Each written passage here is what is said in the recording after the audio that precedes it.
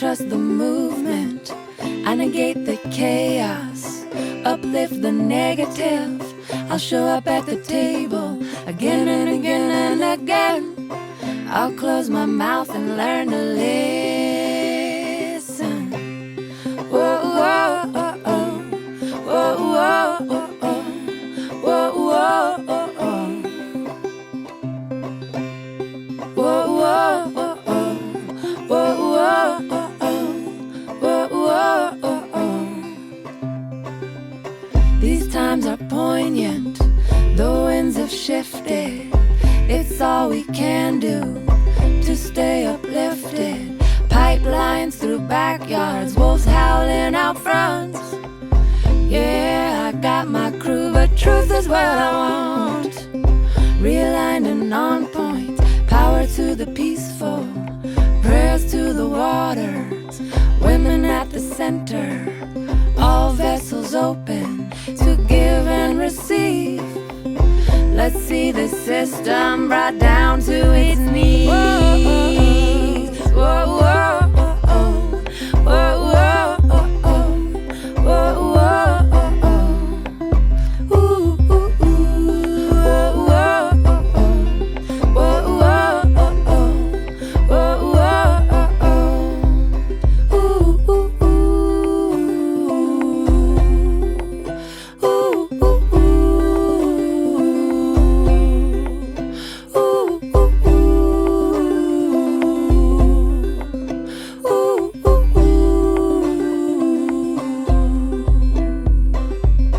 I'm made of thunder, I'm made of lightning, I'm made of dirt, yeah, made of the fine things. My father taught me that I'm a speck of dust and this world was made for me. So let's go and try our luck, said I've got my roots down, down, down, down, down, down, down, down, down deep. I've got my roots down, down, down, down, down, down, down, down, down, down, down deep. I've got my roots down, down, down deep.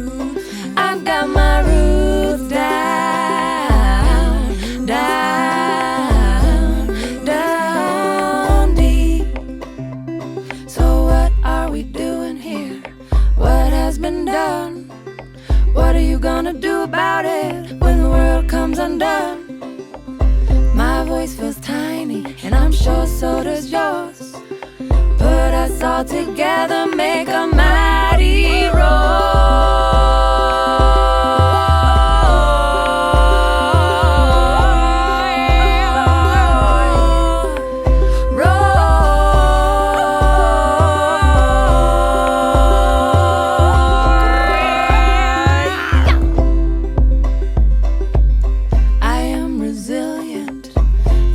the movement.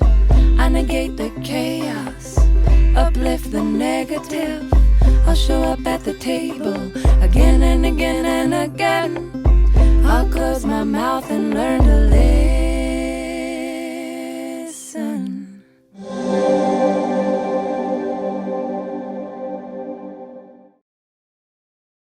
Malala Yousafzai gave her first speech in 2008 when she was 11 years old.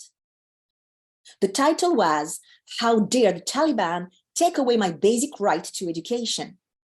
Her speech was publicized all over Pakistan. 4 years later, in 2012, she was shot in the head on the way home from school. The Taliban claimed credit. She recovered and became a powerful, passionate voice for girls' education. In 2014, she became the youngest person ever to win the Nobel Peace Prize. I had the privilege of narrating the French version of her audiobook, I Am Malala. Recently, Malala took her demands for girls' education to the United Nations General Assembly. Let's join her there.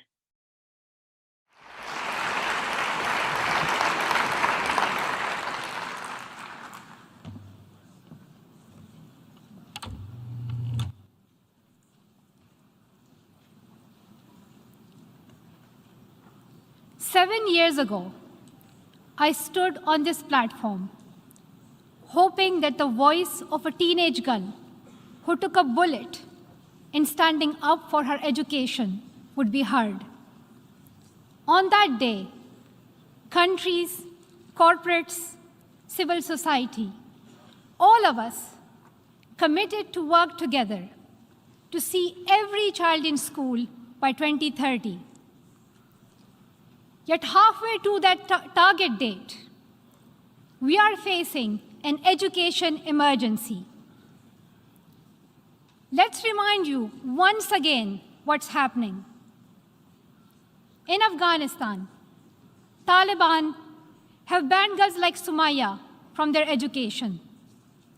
In Uganda and Pakistan, droughts and floods are ravaging homes like the ones where Vanessa and I grew up.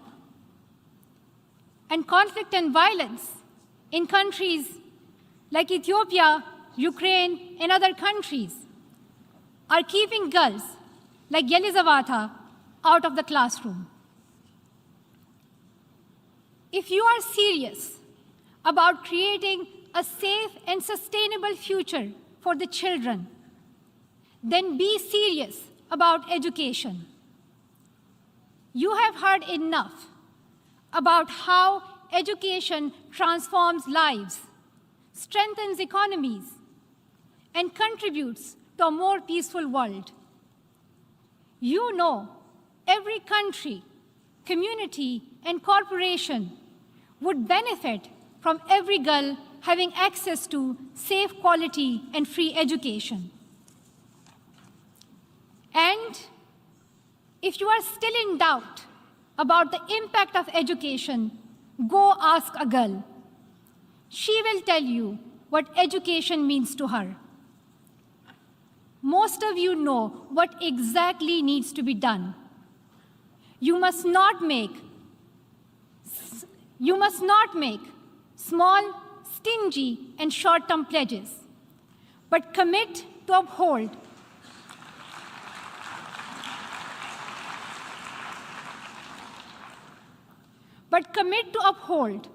the right to complete education and close the funding gap once and for all. You must use the power you have to take action. Allocate 20% of your budgets to education. High-income countries increase aid, cancel debts, and set fair global tax system so that low-income countries can spend more on girls. Remove gender bias from curricula, improve content, and make schools safe for girls.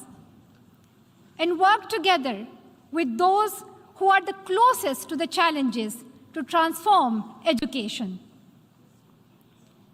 Today, you have heard from Vanessa, Sumaya, and Yelizaveta. They join millions of young people from around the world who have written demands in the Youth Declaration, and they stand ready to lead the way. Soon, you will hear from young leaders, Ulysses and Karimot, on behalf of youth around the world. I hope in another 7 years, we will speak to you again, but instead of urging you to help us, we will be cheering and celebrating the progress you have made for girls. When you leave this room today, please ask yourselves, how many more generations are you willing to sacrifice? How long will you make girls wait for what you have promised? How many more times do we have to stand on this stage to be heard?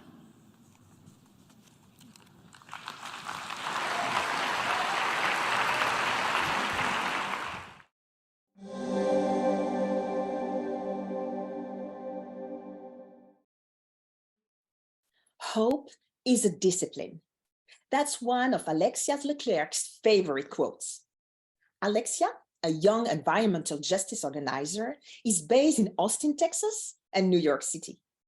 She is co-founder of Start Empowerment, a grassroots nonprofit that works with teachers and students to implement radical social justice education and combat environmental racism. Recently, she won the prestigious Brower Youth Award for Environmental Leadership. Please welcome Alexia Leclerc. My name is Alexia. I use she, they pronouns. I'm 22 years old and I'm a grassroots environmental justice organizer, as well as the co-founder of a nonprofit named Start Empowerment and the Colorado River Conservancy. I've been working in the environmental justice space for a long time now and have worked on a variety of issues, from passing national legislation to addressing water rights, pollution, and my curriculum has reached over 120,000 people. And I've also recently served as one of the UN Youth Ambassadors. And so today I'm going to be talking a little bit about world peace. It seems like a really large topic, right? When you think about it, you know, everyone wants to promote world peace, but it's harder to think about what it actually looks like and in practice, and what are tangible actions we take towards world peace. And when I was little, I used to ask my mom, you know, why is there so much suffering in the world? And she would always answer that, you know, when you think about how a family or a community cannot find peace, how can we ever expect there to be world peace? And so that made me really realize how the micro is connected to the macro and how each individual matters and each individual action matters. And so that brings me to education. Education is so critical because it shapes who we are. Both, you know, education formally at a school and the cultural education that we receive at home through our communities and the ancestral knowledge that we carry. That shapes our values, our responsibilities, and what we do on this planet. And so for me, a lot of my education came from my mom, who is Taiwanese, and a mix of her beautiful culture, which is a mix of Hakka, Hoklo, Indigenous, Taiwanese, and Buddhist culture. And a lot of that value of, you know, how to respect the land or respect each other and how to be selfless and serve one another is still something that I think about, you know, in my day-to-day basis and in the things that I do with my career. And that was really a contrasting experience to what I had received at school, attending public school in Texas, where a lot of the education was actually a little bit racist. Which brings me to talk a little bit about a brief overview of education in the United States. So education isn't neutral. There's always something that is being said, right? Whether it's positive or it's negative, whether it's critical or not. And the education in the system in the United States was expanded for white Americans in order to build nationalism as the country was developing. And at the same time, Indigenous people were put in boarding schools, enacting a cultural genocide, and they were trying to disrupt their ties to the land in order to continue colonizing. And then Black people were not allowed to have access to education. And this was done in the, you know, very purposefully done in order to build the nation. And today you still see those impacts in the educational system. You see the disparities in test scores and educational outcomes, but then also the disparities in access to education and access to quality education. And one of my favorite quotes is from Paulo Freire, and it says that education either functions as an instrument which is used to facilitate integration of the younger generation into the logic of the present system and bring about conformity, or it becomes a practice of freedom.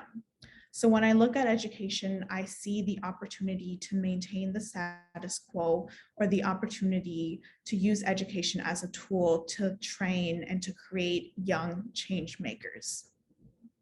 And that brings me to talk about my work. So my work focuses on climate education and environmental justice education, because the climate crisis is one of the biggest issues of our lifetime. And it can be argued that it is the defining issue of our lifetime, right? And if it hasn't yet, it's going to impact everyone. And then another category that I want to talk about is environmental racism. That term specifically is used to describe the disproportionate pollution burden on communities of color, on low-income communities, and communities in the global South. So when I was in school, that wasn't something that was focused on or taught. When we talked about climate change, we briefly talked about polar bears, which I care about and everyone does, but we didn't talk about the real impacts of the climate crisis today, right? Like we see in Jackson, Mississippi, there is no clean water, or the recent floods in Pakistan that are happening right now. These are some of the present issues that are impacting those that are most marginalized in society. And that is why I created Start Empowerment, my organization. And so our goal is to bring environmental justice education to public schools and community centers across the United States, because it's something that's not talked about. In 2019, I actually attended this exposition where they had hundreds of environmental education programming, and they were all really incredible, but they only focused on the science, which is important, but none of them focus on kind of the social political aspect of the climate crisis as a human-made crisis and a human-made problem, because we cannot separate our economic, social economic systems with the climate crisis. We have built an economy in which is based on the exploitation of the planet and the exploitation of people in order to continue to make profit. And so I went with my friend Kier, who's the other co-founder, and we wrote an introduction curriculum to environmental justice, kind of talking about capitalism, talking about colonialism, talking about a lot of the root causes, and talking about how social justice and climate justice are tied together, right? For example, Indigenous people make up less than 5% of the world's population, but protect 80% of biodiversity. Or rich countries that have historically caused the most harm are the ones that are disproportionately less impacted by pollution and by the climate crisis.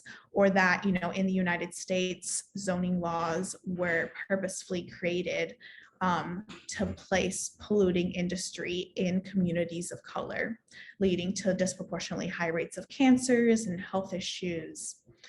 And all these different examples, right? Like, for example, the war in Iraq, where the US went in there for the purpose of getting oil, results in a lot of death and a lot of suffering and a lot of destruction. And so when I thought about all these big issues, I really thought about how can we start combating those at the local level. And so it started with education, with that curriculum that I created that I was able to implement at one school, and that teachers then became more interested, and I was able to implement at multiple schools. And then from that curriculum, students were interested in taking action in their community. So one of the issues that we focused on was food insecurity and food justice. And so students started gardening, and they started, you know, doing aquaponics and hydroponics and figuring out how to get those fresh fruits and vegetables to their local community, and also how to educate their peers on food justice, how that connected to climate justice, and what they could do to get involved.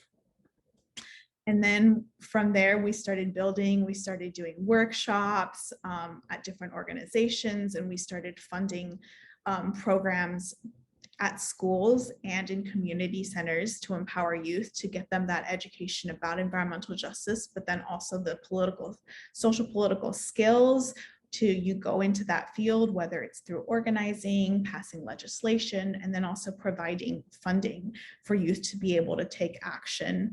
And some, you know, incredible work has come out of that. You know, we have youth that are fighting the Brooklyn Pipeline, that are, you know, leading gardens, that are leading strikes across the United States, and that are really, you know, taking this into their own hands. And when people ask me, you know, what do we do with such a big issue? For me, it really always goes back to grassroots organizing. Once we have that education about what the issue is, how it's impacting different people, and how we can take action, I think it's important for change to come from the grassroots and to build that people power, which is what I've also been involved with, you know, with fighting aggregate mining operations and passing local legislation and water quality testing. And one person can make such a huge impact at the local level. And then you amplify that. And then things start happening at the state level, at the national level, and across different countries. And so local work is something that is really critical and something that matters a lot and something that needs to be talked about. And our education is consistently tied with that community work. It is not separate from action, it is together. And so kind of going back to the idea of world peace, it's a big concept, but I think about it for myself, I break it down into two pieces. I think about myself as an individual, how I can cultivate peace within me, and inner peace and healing, and then how I can bring that to the community level, with my family, with my friends, with my community, how I can care for them and for Mother Earth, and how I can center justice in my day-to-day activity. And then I think from there, it can ripple, the effects can ripple to the world. And so lastly, I want to leave y'all with two of my favorite quotes. So the first one is, "Hope is a discipline." And I think that quote is really important because when we are in a world with so much suffering and facing so many issues, and the climate crisis is this impending and present disastrous issue, it is important to think about the little ways we practice hope on a day-to-day basis. And those are the things that bring me joy as well. And then the second quote is that now is a discipline. I think it's also really important to stay in the present moment because that is what's real, and think about in the present moment how you can cultivate peace within yourself, but also in your community, and what actions you can do on a day-to-day basis to contribute to the solution. Thank you so much.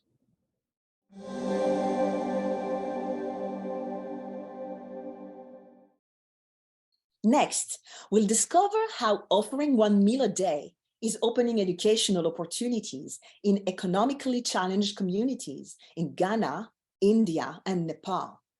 Food processing engineer Kenneth Ojampa will introduce us to the Prem Rawat Foundation's Food for People facility in Otinibi, Ghana.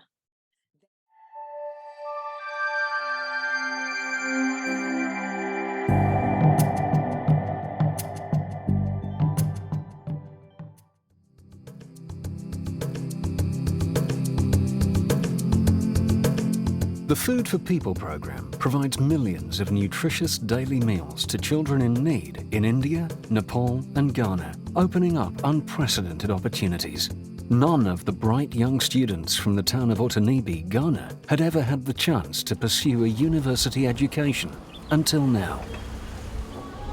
I'm Kenneth Ojangba. I'm now at the University of Ghana.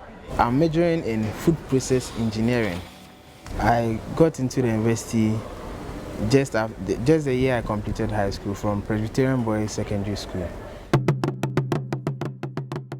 Initially, students in my class, including myself, had various issues: transportation, feeding, and then all these factors lowered our concentrations in class. So students usually drop out from school. The Food for People program was initiated, and then we were part of the first batch of people who actually started the whole program. But when this Food for People program was initiated, it brought everyone to school. And then it encouraged us to learn and then push forward, because without food, how can you even concentrate in class? And so many of the people in my neighborhood wouldn't have known me. I wouldn't have even known them, because we just see them around town because we were two different people, some in school and some not in school. So there wasn't any way we were going to come together to talk. So because of this program, it brought so many of us on board, and now we are friends. No one would have even wondered someone from Otinibi would end up in Presbyterian Boys Secondary School. From Otinibi to Presec hasn't happened before. No one had moved from Otinibi to Presbyterian Boys Secondary School. So I was the first person to actually enter the school, and I was proud of myself. After which, surprisingly, so many of my juniors are now in the school. They have about 4 or 5 other people who are in the school. In 2012, Prem Rawat, founder of the Food for People program, celebrated the inauguration of the Otanibi kitchen with local children and leaders. Kenneth was one of the students excited to be there, and he led a delegation in welcoming Prem. My name is Prem Rawat Foundation, an international NGO, and I have a child in Ghana. During the time we were about to introduce him, we had this short acronym. M stands for motivation, motivating children to arouse their interest in education. Thank you. This is the name of my child, Prembav Ghana. Ladies and gentlemen, and the future of Ghana.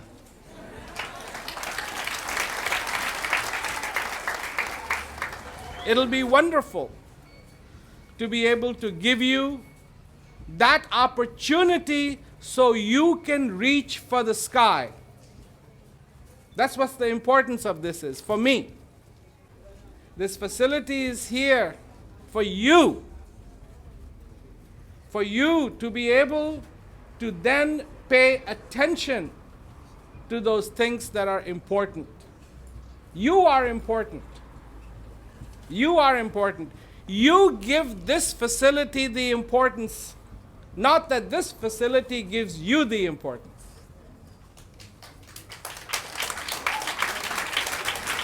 And I hope that working together with us, you make this a success. And that it brings you benefit, that it brings you that opportunity that you need, and that you have a wonderful and prosperous life.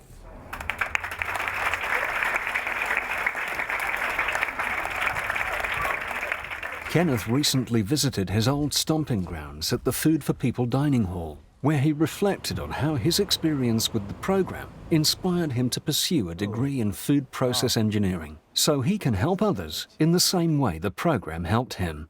I really miss the place. I really miss the place.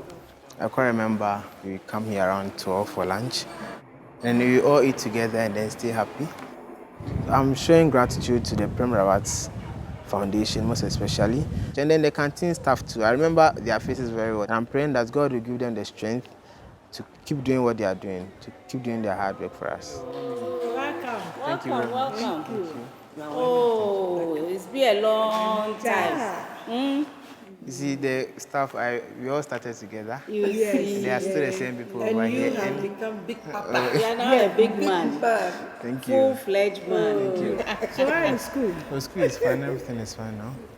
Yes. Today is supposed to be beans, right? Yes. Yes. That's good. Then you really miss it. I really miss it. You really miss us. All I will say is keep the good work. Yeah. And learn hard so that at least Otinibi school will be somewhere. Yes. Because you people have set the pace. Yes. So we want you to continue. Sure. So we wish you all the best of luck. Thank you very much. Thank you very much. I wanted to offer food process engineering. That's what I'm actually majoring right now. To be able to help my people just as they helped me in providing food for us. Yes. That's the main reason why I actually went in for food process engineering.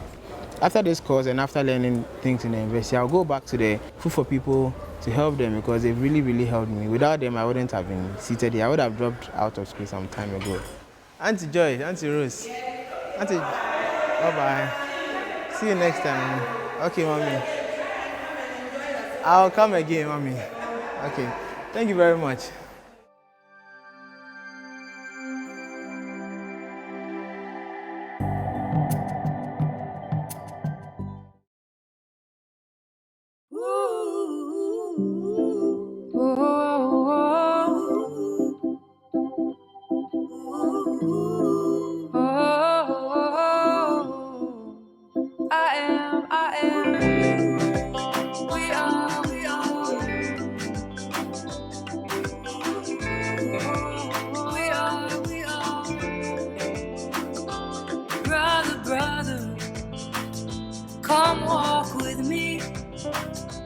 Show me the tops of the canyons above the sea and say, look around you, your kingdom's wide.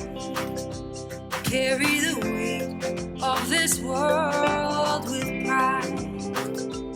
I am humble and I'm confused. There is no mountain I've found here that I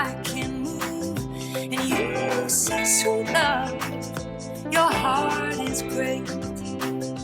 So will you follow it closely and let it show you your fate, and keep praying for love, praying for peace, praying for light come down and set me free, praying to save, praying for change, praying for peace,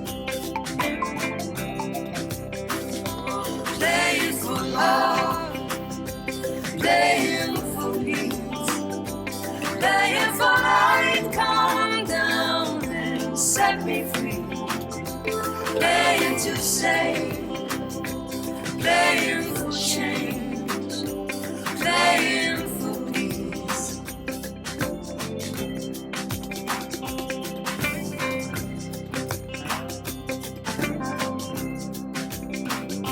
Sister, sister, lay your burden down.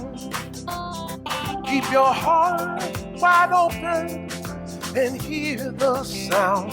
It's all around you.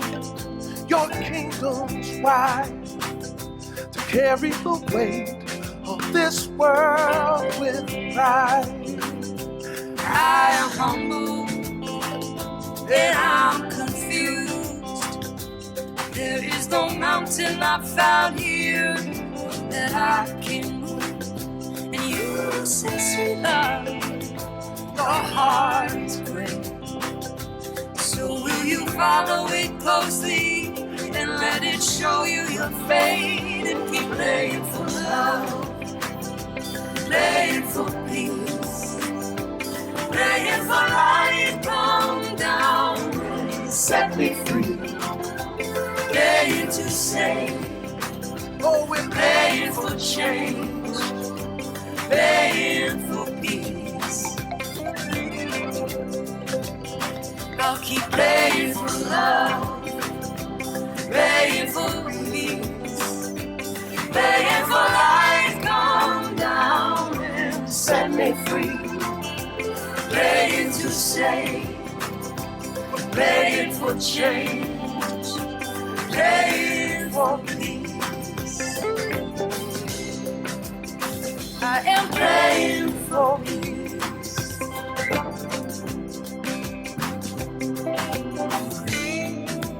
We are praying for peace.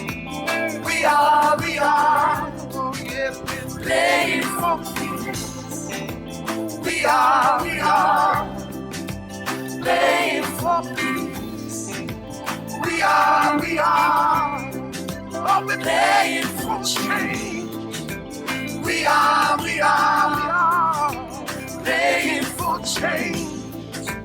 Praying for change. Praying for change.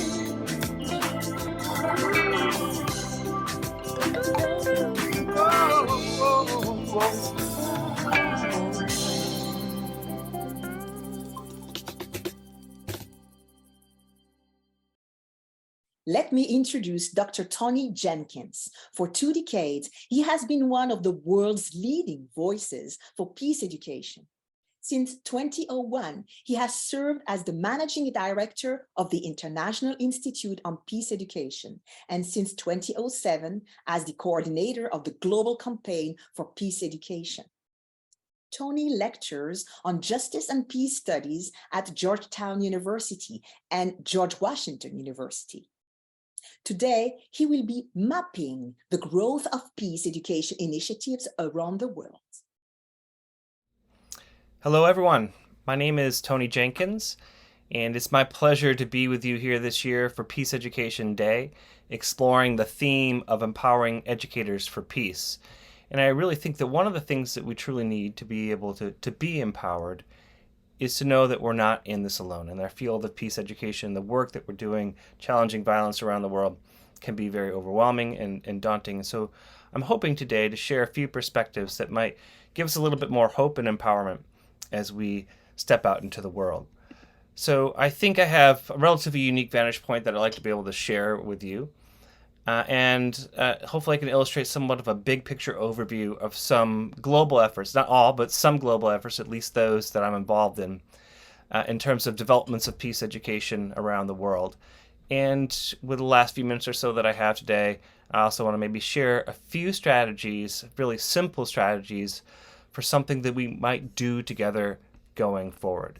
So I serve as the managing director of the International Institute on Peace Education now for about 22 years, and also the coordinator of the Global Campaign for Peace Education. And these are two of the longest running efforts in peace education in the world. And both grew out of a very big picture concerns. Starting with the International Institute on Peace Education, it was initiated in 1982, founded by Dr. Betty Reardon, really one of the foundational thinkers of the field of peace education, and a number of her colleagues at Teachers College, Columbia University. And at the time, they were particularly concerned with the challenges and issues of nuclear proliferation, and were exploring the possibilities and the role of education in supporting nuclear disarmament, and also obviously working towards creating cultures of peace. So the first institute grew out of a seminar that was held at the college, and has grown over time to become, once upon a time an annual program, now a biennial program that brings together educators, activists, academics, artists, all sorts of formal and non-formal peace educators around the world into a rich, intensive learning exchange, exploring local host issues and other cross-cutting themes of peace education.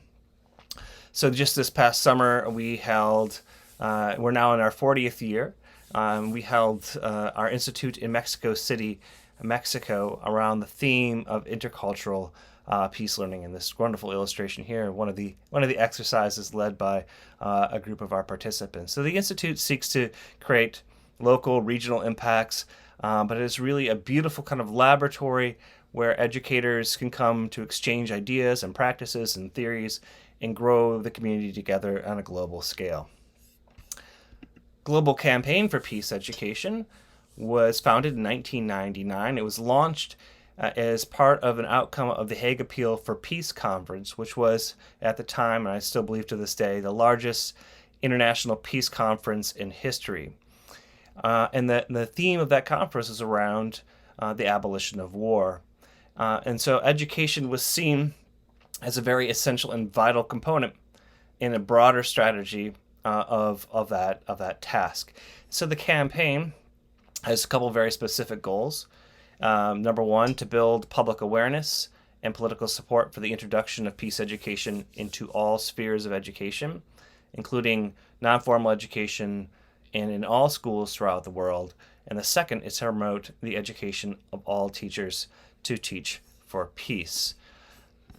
Relatively ambitious goals, as you can imagine. Now, as you look at these goals, they seem to be very kind of high-level policy-oriented, and certainly we seek to influence and shape policy with formal education as a vital part of our strategy of integrating peace education. And we do see a lot of significant developments around the world in this regard.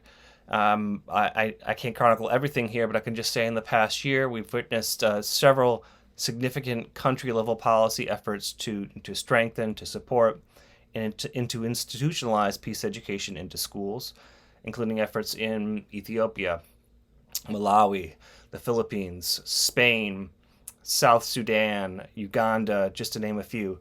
And in addition, about a year ago in last August, we had the Japan Teachers Union and the China's National Committee of the Educational, Scientific, Cultural, Health, and Sports Workers Union and the Korean Teachers and Education Workers Union agree to the importance of peace education is vital to international understanding and cooperation in a region of obviously increasing regional tensions.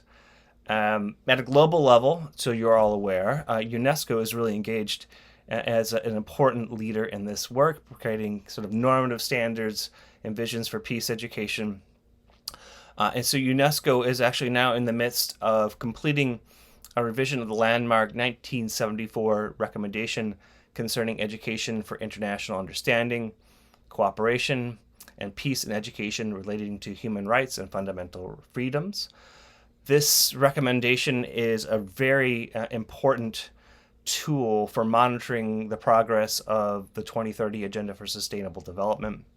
And the revised recommendation that should be coming out hopefully in the next year is going to reflect some evolved understandings of education, as well as address new and emergent threats to peace that have emerged over the past 40 years towards providing international standards for the promotion of peace through education. The Global Campaign for Peace Education has been supporting this process, this revision process, by contributing a technical note on the ways in which education has evolved, and that is being used as the basis of consultations with experts and member state representatives. But the campaign is a lot more than just focused on high-level policy efforts. It also is concerned with education at the grassroots, education in all spheres of learning. So the campaign functions also as a global social movement. It has thousands of individuals, educators, activists, and others working in their respective contexts to advance peace education around the world. Currently, well, it's hard to track how many members we have, but at the moment we're seeing, or at least in the last 12 months, we've seen more than 300,000 individual educators coming to visit the Global Campaign website to access our various resources, and then obviously thousands more engage us through various channels on social media. So it is a broad effort. I just want to try to illustrate that we're not, again, in this alone. And this global social movement of individuals is further supported by a coalition of nearly 300 organizations, schools, NGOs, and others who are all working in various different contexts through peace education to create social and change and transformation.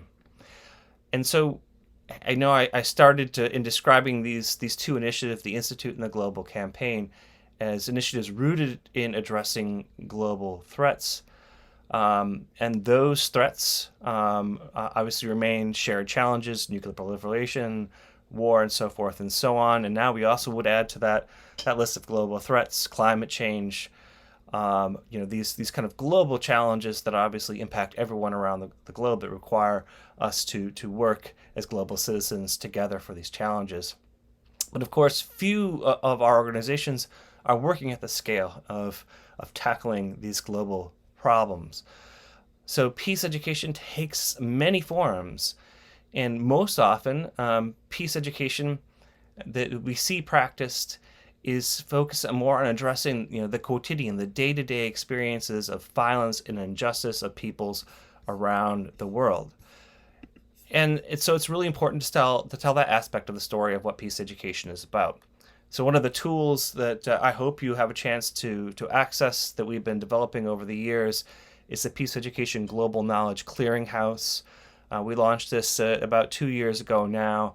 It is a broad, searchable database with more than 2,100 different entries related to peace education, covering almost every country around the world, exploring curricula, news, research, reports, opinion and analysis of different peace education efforts, theory, and practice. And what we see in exploring this kind of broader tapestry of peace education is that we see educators working on conflict transformation and peace-building education in post-war contexts. We see educators working on efforts of transitional and restorative justice, human rights learning, reconciliation education, sustainable development, gender justice, global citizenship, interethnic, intercultural education, racial justice, preventing violent extremism, nonviolence, social emotional learning, futures education, and the list goes on and on. So I would really encourage you to check out and visit the database with the remarkable resources that we have available to you there. Two more tools I wanted to introduce that I think will help you kind of see where you fit within the broader field, the dynamics of all that's happening around the world. One is the recently established research tool called Mapping Peace Education, which is a global initiative coordinated by the Global Campaign for Peace Education. This is a dynamic site. It's a space where researchers, donors, practitioners, and policymakers can come together to find data and analysis on both formal and non-formal peace education efforts in countries around the world. Now, this is a project still obviously quite in its infancy. We have about a dozen countries that are currently profiled and several more in development. And this is a project that has been made through our coalitional partners. So it's a global research collaborative with 10 organizational partners right now and more than 50 different researchers who are working on developing and analyzing peace education in different countries around the world. And what's contained in these profiles, these comprehensive profiles, are kind of an illustration at a country level of peace education efforts, and as they are practiced now in the present and in historical context, an analysis of policy and legislation efforts that are taking place in different countries, documentation of research efforts, both formal and non-formal developments, a mapping of kind of key actors, opportunities for training and research in peace education, and so forth and so on.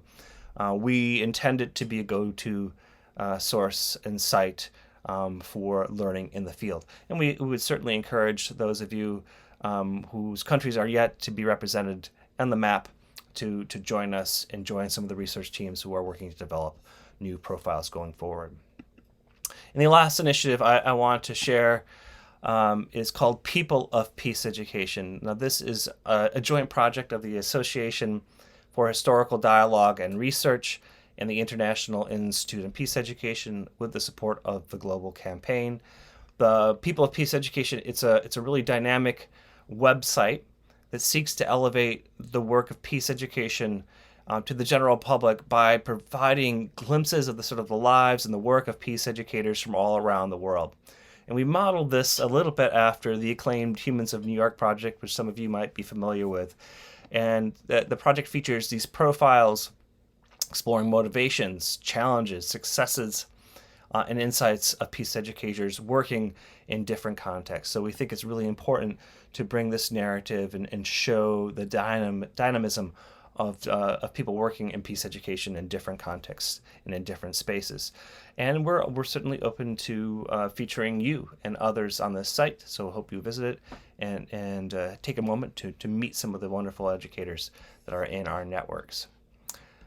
I want to wrap up by just really briefly helping us think a little bit about opportunities and strategies for the future. So obviously the challenges that we address in peace education are immense. One of our tasks is thinking about things like dismantling the war system, preventing climate catastrophe. And those two global challenges are obviously interrelated and really dynamic, finding ways to reduce these risks. And the ways in which we pursue this work is plentiful. Some of us in peace education are working at personal or social levels. So we're engaged in learning that works to change mindsets, challenging systems of oppression, helping people to heal from personal and collective violence and traumas, changing and challenging social relations and dynamics. Some of our work is also more focused on the structural level. So a lot of us are engaged in working to foster change through resisting, envisioning, and building more just and transformative institutions and ways of relating and being with one another. And yet at another level, many of us are working on the most challenging task, which is transformation at the cultural level, right? So we're seeking to do things like raise consciousness, support the liberation of members of the human community from unjust and immoral cultural practices, and nurture cultures of peace. So there are a lot of different ways that we can approach this. In an ideal world, we'd have a holistic frame and an intersectional lens in the way in which we approach this work. But that isn't always necessary. I want us to understand that the path forward is not always a straightforward one. It's really probably many winding paths converging together. So from a strategic mindset, from a strategic point of view, I think the Global Campaign ascribes to this idea developed by Guy and Heidi Burgess of massively parallel peace building. That is what is more than anything necessary today, about creating the global infrastructure for peace for peace, which begins with an invitation for you to join our global community, to participate in this kind of shared effort of massively parallel peace building in whatever ways that you can. Our hope comes from knowing that in our most kind of our local efforts, that we are somehow establishing the foundations of an infrastructure for global change. So, thank you for the opportunity to share today, to give a little bit of a perspective from the view of the Institute and the global campaign, and to contribute to today's special event. And I have tremendous confidence that everyone will find hope and opportunities for empowerment through the messages that are shared by everyone today. Thank you.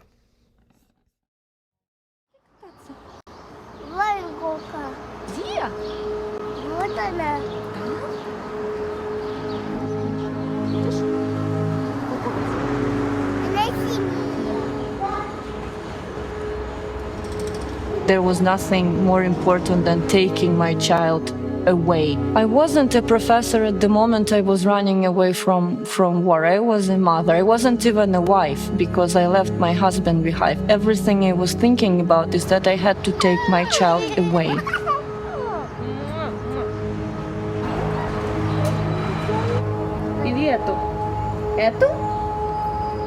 Every Ukrainian now feels guilty, because if you leave, you feel guilty you left your country. If you stay, you feel guilty that your children are in danger.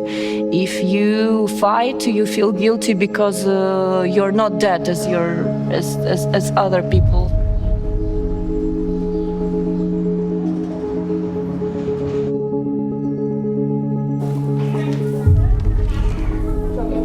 We saw a lot of children crossing the border and sleeping in churches or in gyms or refugee centers. And what we saw is that their mothers are so stressed. Basically, the children were abandoned. We need to give these children an opportunity to have a normal life. A norm for a child is a school.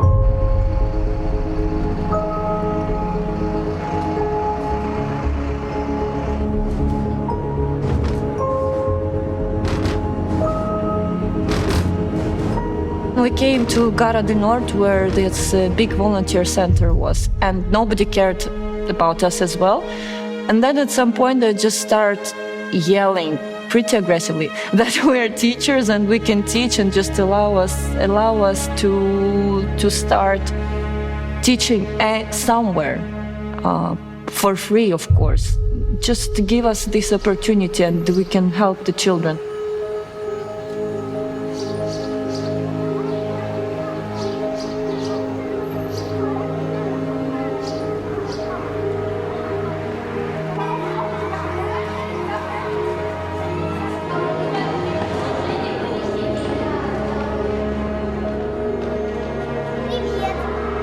On the first day of school, we had 227 children. You can imagine me and the head teacher of the school running around, counting chairs, trying to figure out where all the children will go.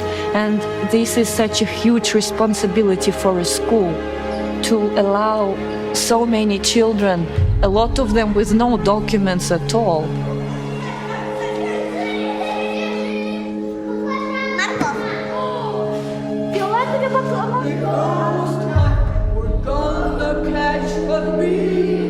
We're making a purple soup. І тепер знов. We're making a purple soup. І так треба тепер. Scooby. We have new children coming every day, and some of them went through those horrible experience of living in the basement, seeing people dying, not having food and water for several days. I don't know how much time they will need to actually heal, to realize what happened.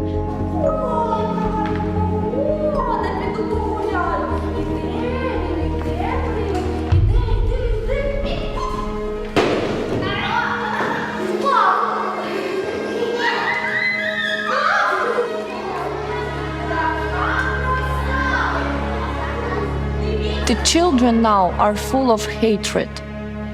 And I think it's horrible because children shouldn't hate.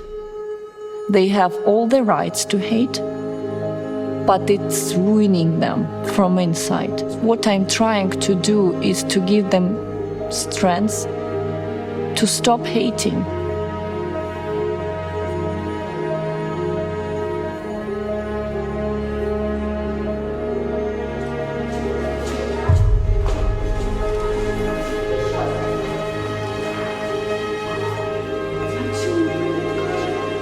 Our dream and our plan is to go home and to rebuild a school that was destroyed.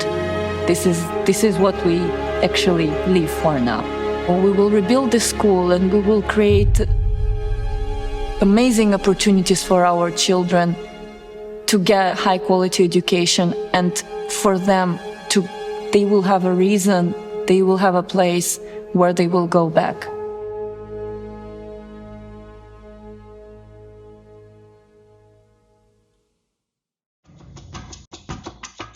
One world, one love.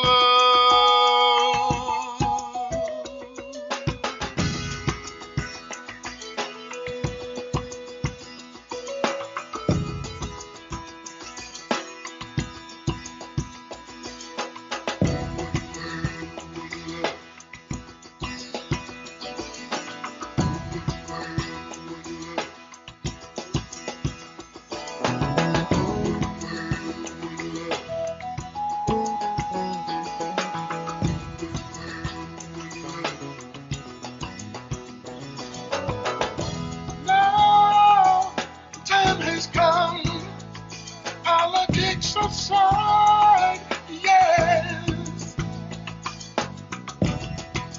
all that need be seen is in your eyes.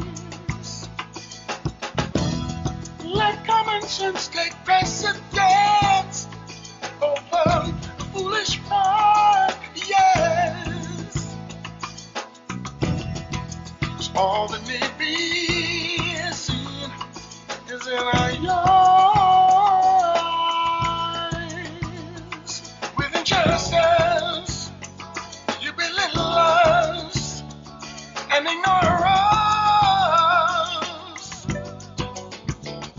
Time you trust us with what we said we need. All you got to do, listen to the people, voice of the people. Listen to the people, voice of the people. Listen to the people, voice of the people. Listen to the people, voice of the people. No longer masquerade. Truth known around the world, yeah. All that need be seen is in your eyes. Fire so speaks loud and clear, so pretend no more, yes. All that need be seen is in your justice to belittle us and ignore us. Time you trust us with what the future will be. All you got to do, listen to the people, voice of the people. Listen to the people, voice of the people. Listen to the people, voice of the people. Listen to them. Listen to the people, voice of the people. Listen to the people, voice of the people. Listen to the people, voice of the people. Listen to the people, voice of the people. Listen to the people, voice of the people.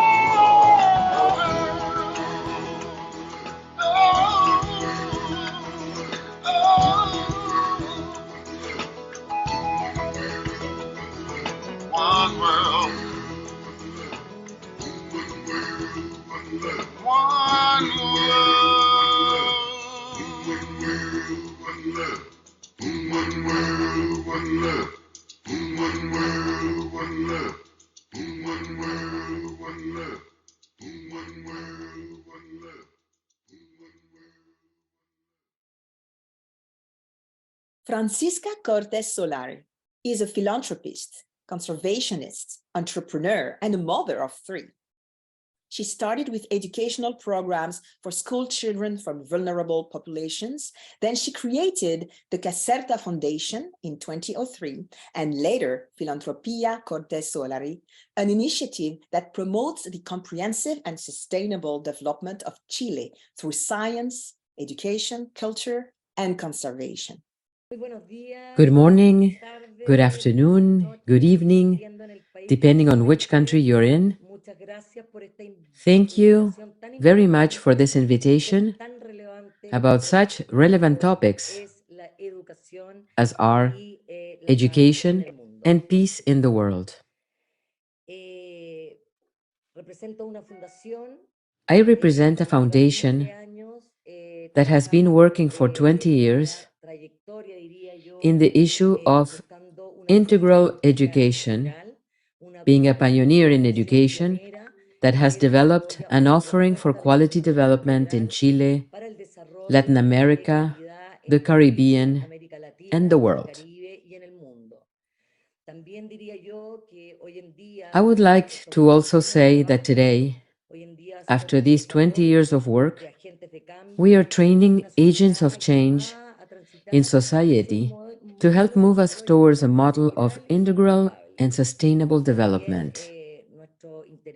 Our interest is also to influence the quality of education and the public policy of our country, promoting an integral education of the human being for an experiential approach at the service of the educational community in formal and non-formal education in Chile, Latin America, the Caribbean, and the world. What have been our challenges? What challenges have we been facing today as humanity? First of all, profound environmental changes related to social and cultural issues that are also shaping childhood and youth. And we need, as adults, to take care of the future with respect to all these changes.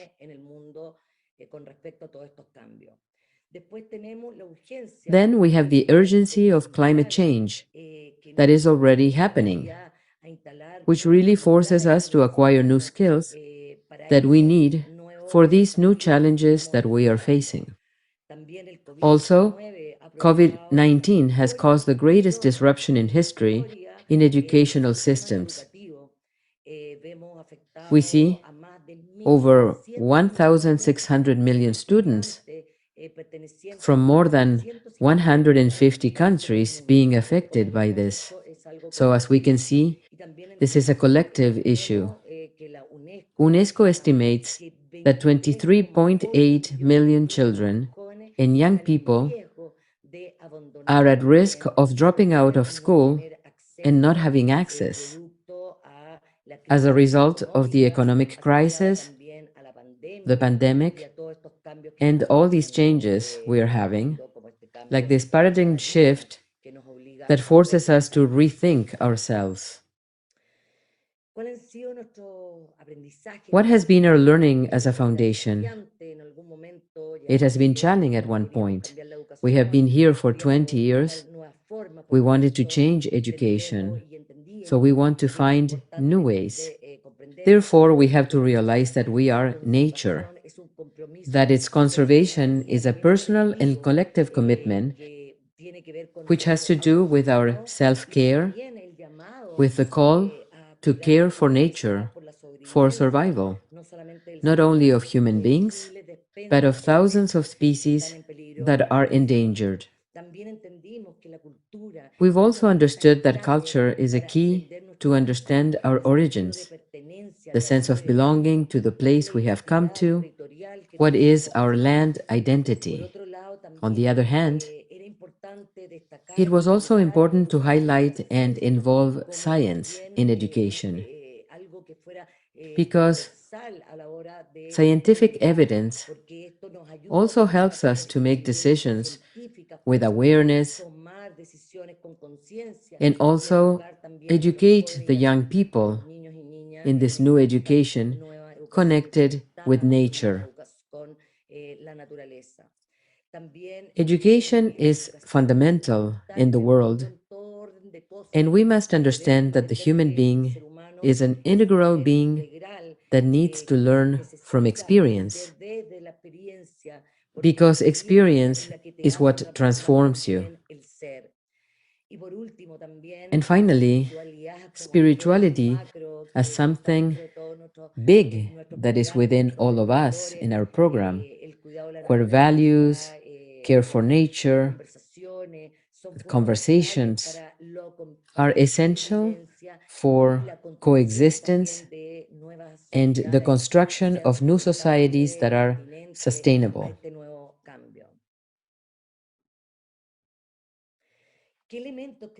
What element do we think a new education should include? And maybe other people with other identities would have other elements. But we defined these four elements. First, that the experience has to be transformative. That is, it has to reach the self. How are we going to change climate change if we are not able to change what we have inside of us? So in order to cause change, we have to change ourselves.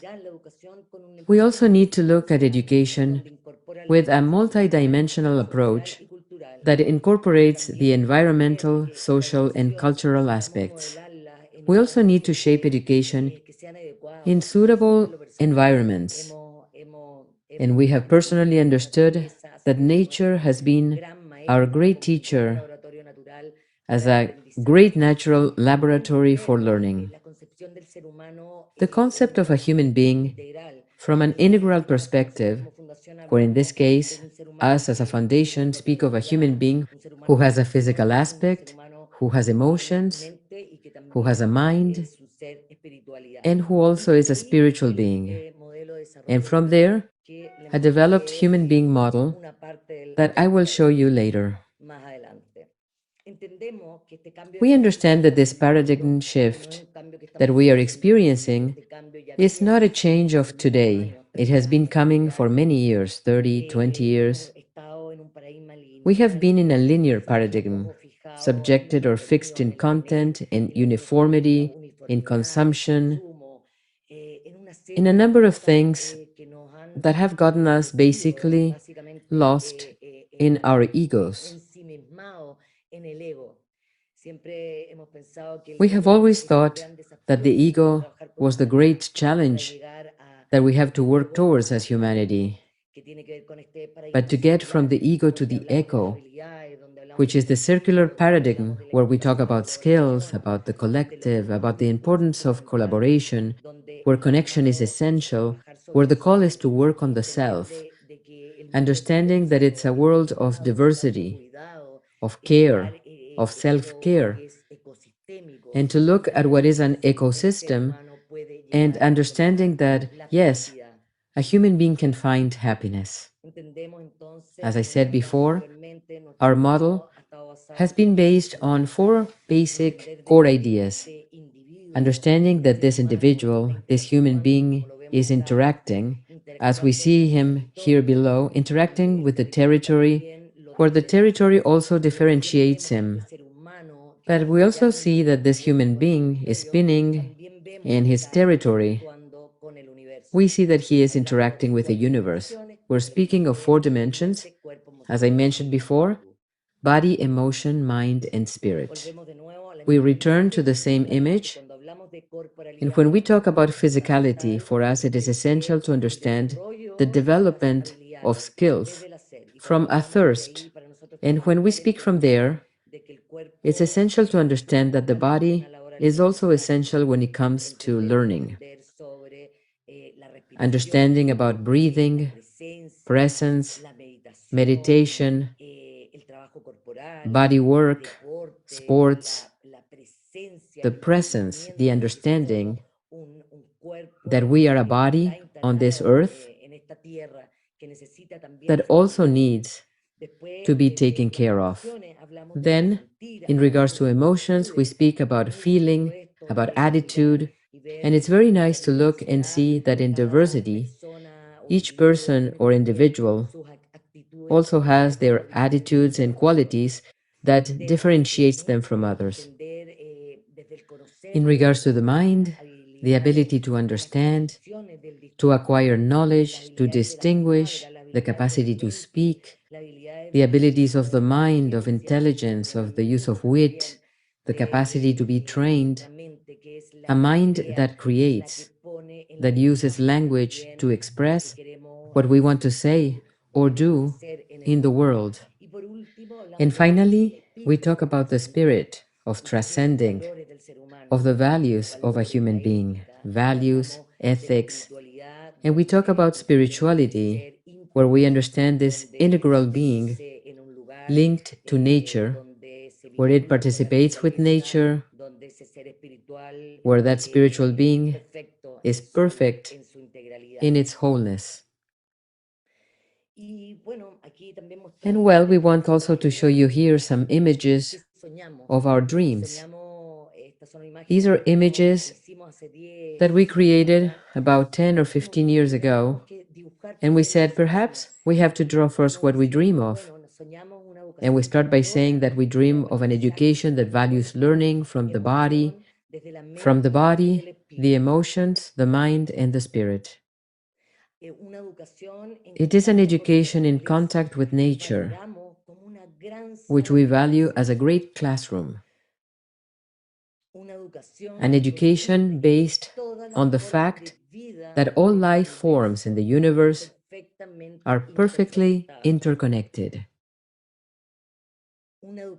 An education where science and innovation are at the service of the community and the future and development of our countries. An education that values the process more than the installation of the educational content.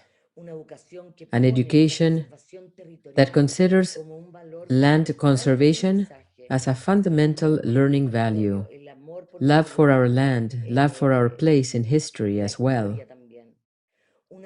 An education that enhances knowledge, ancestral knowledge, and also the trades that nowadays are so relevant to this new paradigm. An education that values the development of skills, also the abilities and distinctions that show us the value of the universe, of life. An education that recognizes culture as a key piece of identity and development. And now, in this last image, I want to invite you to imagine. And for that, I ask you to close your eyes, to get in touch with your heart, to breathe deep 3 times, and to connect briefly with that depth that we all have. And I want to invite you to imagine. Imagine all of our children living transformative educational experiences oriented to the self. Imagine a society with an educational process connected to nature. Imagine that learning is really a pleasure. Imagine a society that goes from ego to echo. Imagine that living together is learned by living together. Imagine that an education is the main ally of peace. Imagine that all of this we are talking about today really became a reality. And in this reality, everything depends also in our courage and what each one of us does. Therefore, this reality also depends on you. Thank you.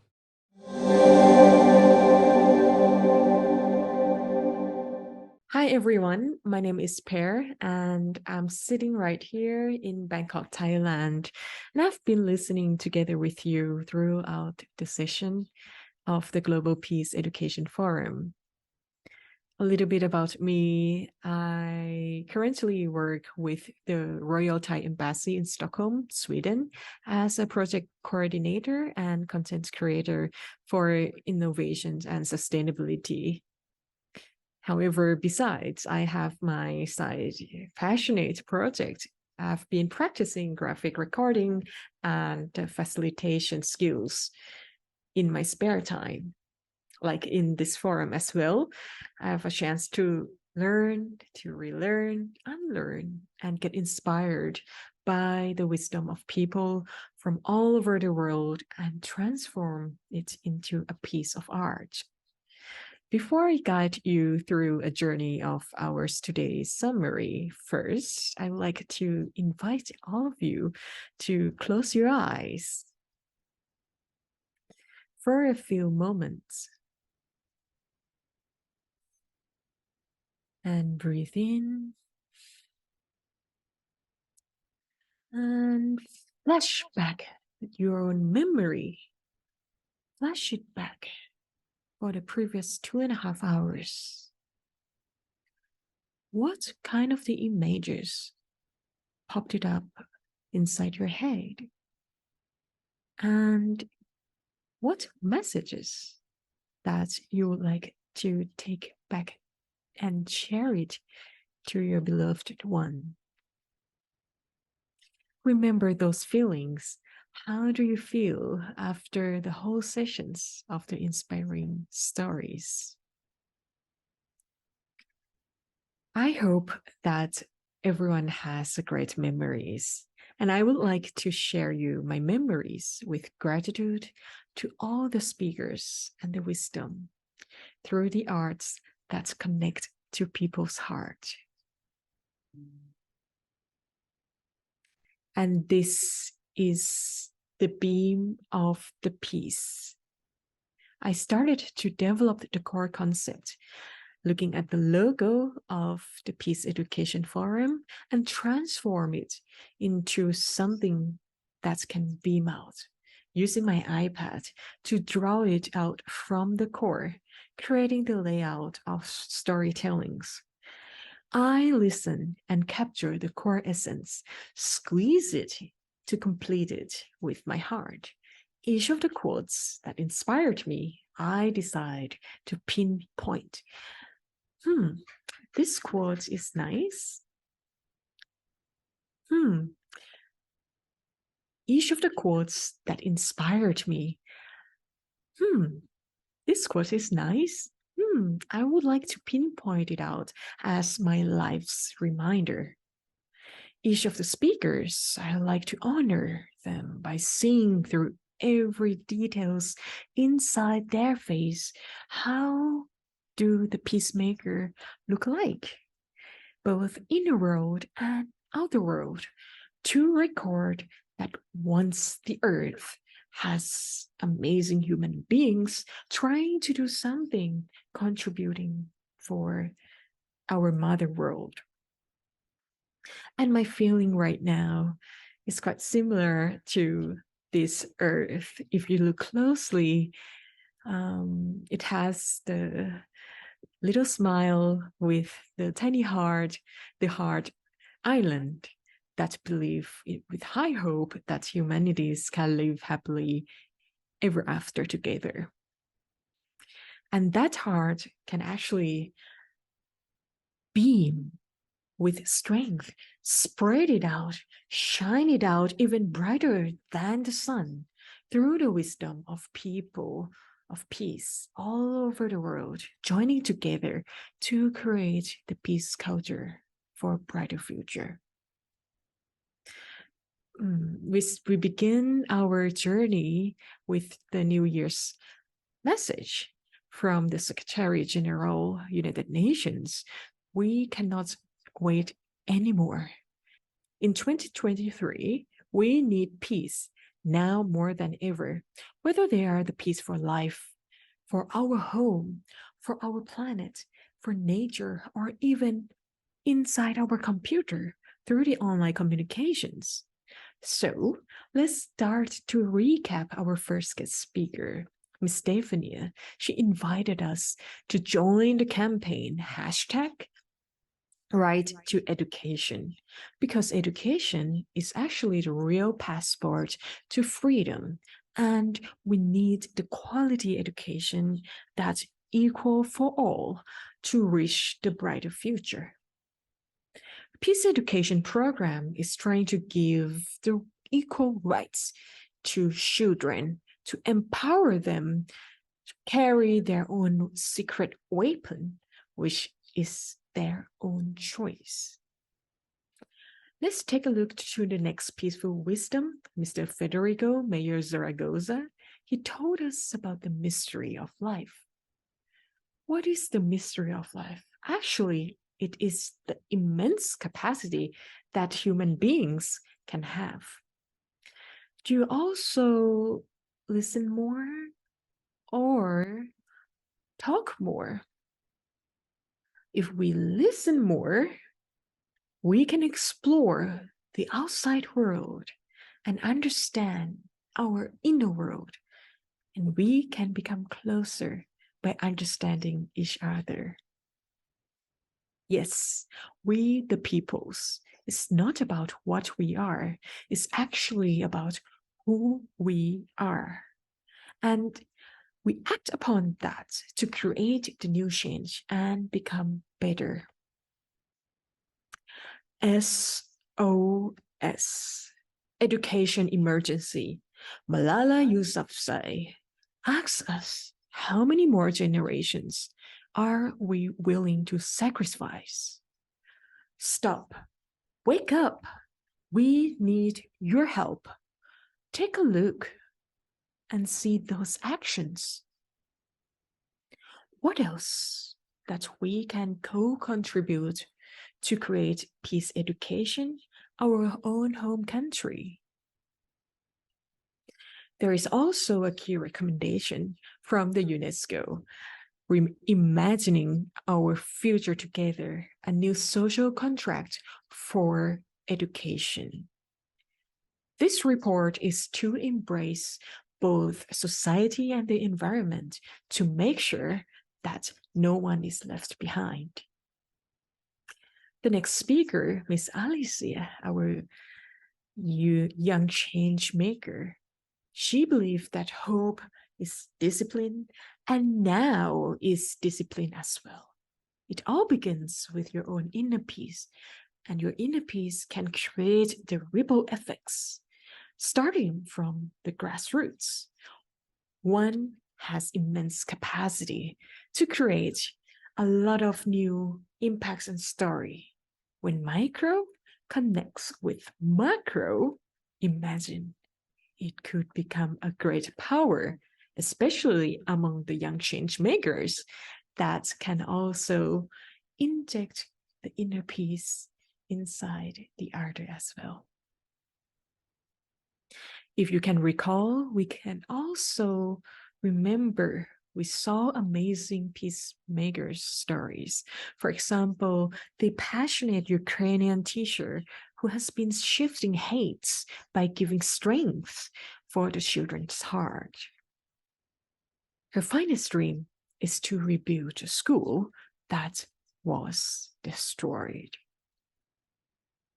Another example from Kenneth. How can we go to school without food? Of course, we cannot. But the Food for People programs invite children to go to school, to have a good food, and to boost their energy, to concentrate and to share their creativity, to spark their passion, and to become successful as they wish. Kenneth, one of the children from a child without food could also become a food process engineer that contribute back to the society at the end of the day. Peace education is all over the world. If you feel that you are alone in this journey, rethink it again. You are not alone. Dr. Tony has an amazing tools mapping peace education and organizations around the world to nurture the culture and create infrastructure of peace. Join the global efforts. It's time to connect your local with global.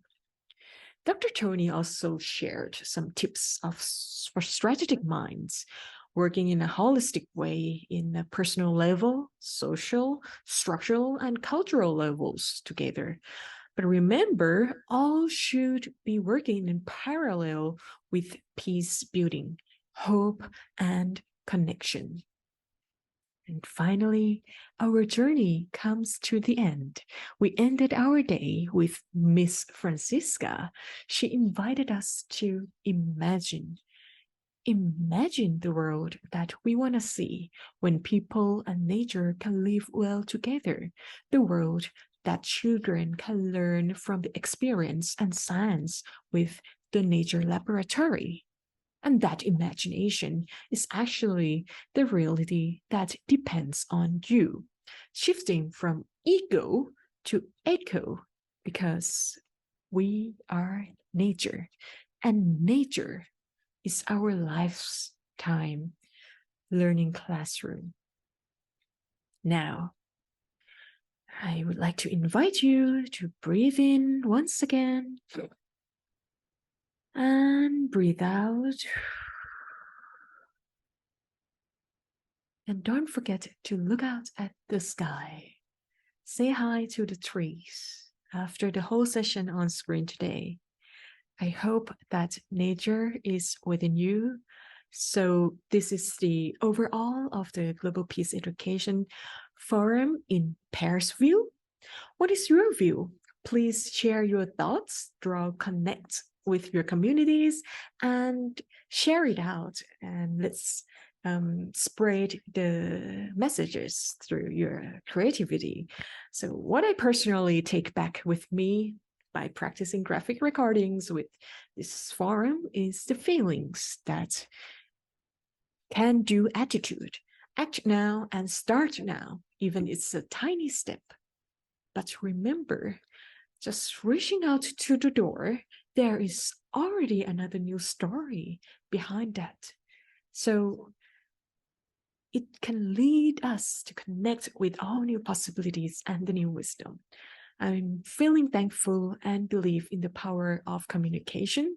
Let's continue this momentum and join the mission to spread the messages for a sustainable world. I'm looking forward to connecting with you all, and let's using arts to connect with people's heart and to bring science closer to us. And when our minds is ready, remember, there are a lot of opportunities waiting for you to explore. Thank you very much. And don't forget to check out the Music for Peace that you can scan the QR code under the graphic recording and let the music transform your inner world. It's really touching. Wishing you all peace. Hoping you have a nice day. Bye-bye.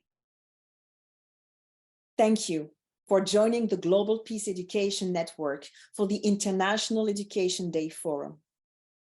The Global Peace Education Network aims to connect peace educators and community, advocate peace education policies and programs, and showcase innovative and effective peace education efforts. It is only by equipping youth for the future that we can transform the future. It is only by equipping youth with the skills of peace that we can build a culture of peace. We need to do more. The cost of underinvestment in education imperils our coming future. Education remains in a situation of crisis. 6 out of 10 children cannot read and understand a simple story at age 10. 244 million children and youth are still out of school, while the number of young people in employment fell by 34 million in 2020 at a higher percentage rate than that for adults. The year 2023 marks the midpoint since the UN adopted the 2030 Agenda for People, Planet, and Prosperity with a set of 17 interlocking goals. Last September, the United Nations held the historic Transforming Education Summit. 133 countries pledged to recover learning losses from the pandemic and transform their education to make them fit for the future, more inclusive, relevant, and resilient to future shocks. A dynamic youth movement co-created this summit. Their youth declaration says, if we are to survive and thrive in planetary peace and righteous equality, then education is our primary source of hope and resolution. This declaration captures all the links between education, climate justice, gender equality, inclusion, jobs, and sustainable development. In our brief time together today, we touched upon just a few ways that education can help build a culture of peace. You can learn more by visiting our website, globalpeaceeducation.com, and our Global Peace Education YouTube channel. As Alexia Leclerc reminds us, hope is a discipline. Now is a discipline. We hope this forum has encouraged you to take action now.